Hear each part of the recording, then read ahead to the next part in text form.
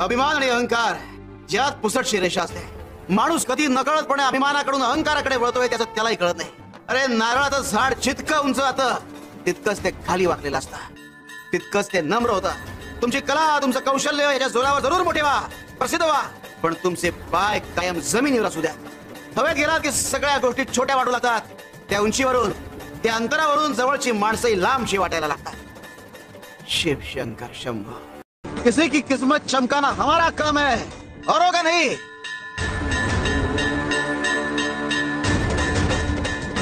आम्ही काय सांगतो ते नीट ऐका.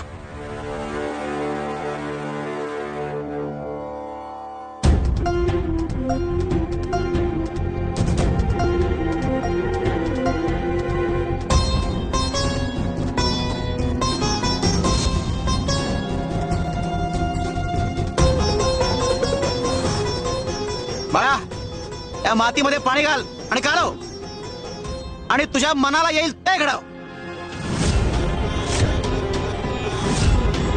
स्वामी, पण काय घडवू?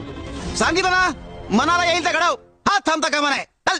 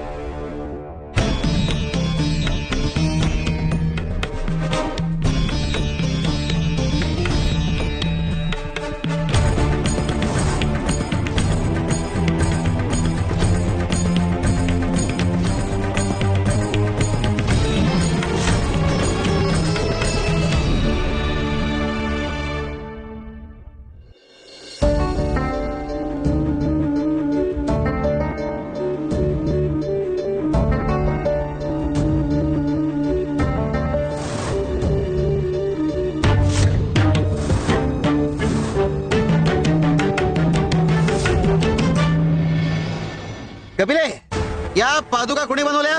बाळप्पा भाऊंनी. बाळा, या पादुका बनवण्यासाठी तुला प्रेरणा कोणी दिली? स्वामी, तुम्हीच. कपिले, आता सांग, या पादुका कोणी बनवल्या? तुम्ही स्वामी. अरे तुम्हाला वाटतं सगळं तुम्ही घडवता, पण हा गैरसमज आहे, आणि हा गैरसमज वेळीच दूर केला पाहिजे. नाहीतर ज्याप्रमाणे मातीतून पादुका घडू शकतात तसा चिखलही तयार होऊ शकतो. कुणाच्या आयुष्यात चिखल येणार आणि कुणाच्या आयुष्यात पादुका येणार हे ज्याच्या त्याच्या